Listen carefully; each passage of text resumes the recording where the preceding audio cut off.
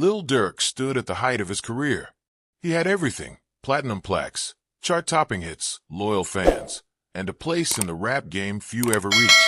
But just as fast as he rose, everything came crashing down. The news hit the internet like a bomb. Lil Durk sentenced. Goodbye forever. It wasn't just a headline. It felt like a death sentence to his fans, his label, and the streets that raised him. The man who rapped about survival, about beating the odds, had finally lost to the very world he came from. But how did it all lead here? What really happened behind the scenes that led to one of the most promising voices in hip-hop facing a goodbye that could be permanent? Lil Durk, born Dirk Banks, had long walked a tightrope between the streets and stardom. He never hid his past. In fact, it was his reality that gave his music power. Whether he was rapping about fallen brothers, legal struggles, or loyalty in a world full of betrayal, it all came from a real place. But as his fame grew, so did the spotlight on his every move. Prosecutors, police, even social media began to treat Durk not just as an artist, but as a target. What started as a quiet case bubbling under the surface suddenly exploded into public view.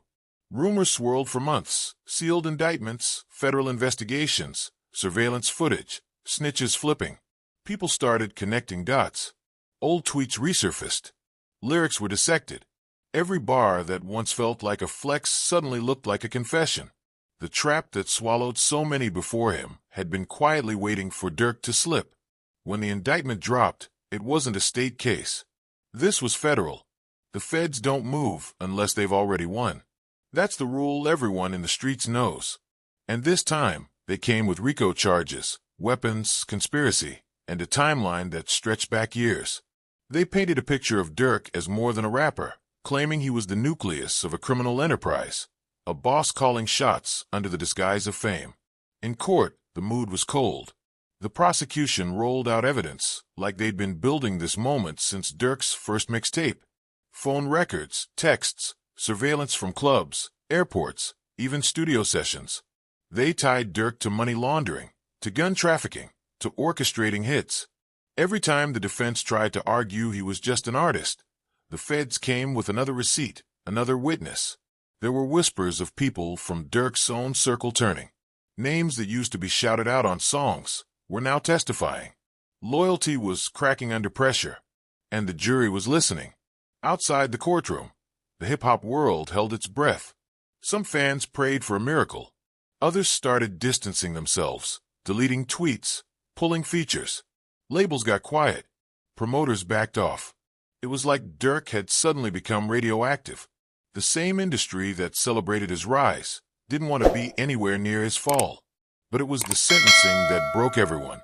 The judge didn't hold back. They talked about accountability, about the influence Durk had, about the lives lost and the communities impacted. They said his fame made things worse, not better. That instead of using his platform to change things, he had used it to operate in plain sight. Then the gavel dropped. Decades. Not months. Not a few years. Decades. That's when people started saying it. Goodbye forever. Durk's reaction in court was quiet. No outbursts. No tears. Just a long stare ahead, like a man watching everything he built collapse in slow motion. His family wept. His lawyer looked defeated. And outside, fans were left speechless. This wasn't just about one man going to prison.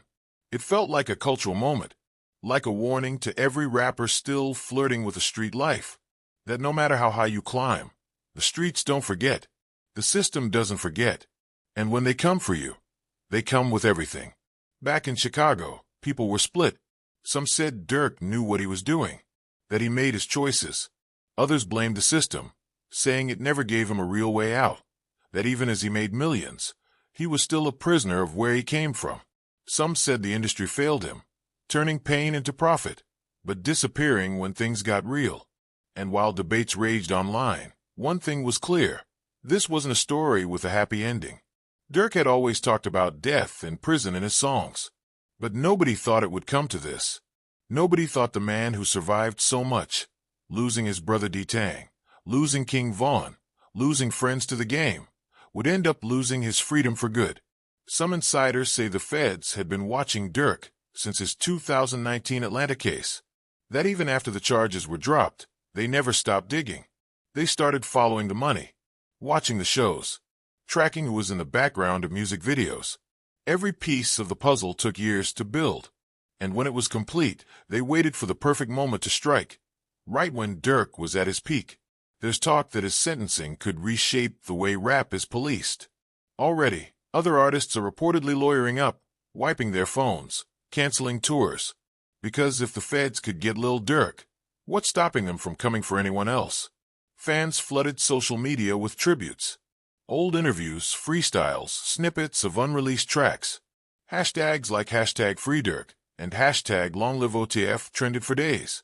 People shared memories, first time hearing No Auto, that one verse on Laugh Now Cry Later, the raw emotion of the voice. It all felt like a funeral, but for a man still breathing. There's hope, though, in some corners.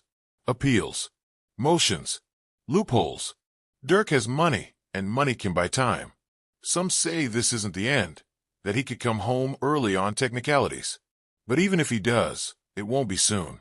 And it won't be the same Durk. From a cell, he'll watch the rap game move on. New faces, new sounds. His voice, once the soundtrack to the trenches, now echoes from behind bars. And for every young rapper chasing fame, his story becomes a warning. A reminder that the line between rap and reality is razor thin, and if you cross it, the consequences are real. Lil Durk's story was always about survival. He dodged death. He dodged rivals. He dodged the industry's usual pitfalls. But in the end, it was the past he couldn't outrun. And now, as the doors close behind him, the world watches one of hip-hop's brightest stars fade into the darkness of the system. Goodbye forever doesn't have to mean forever, but right now it feels like it.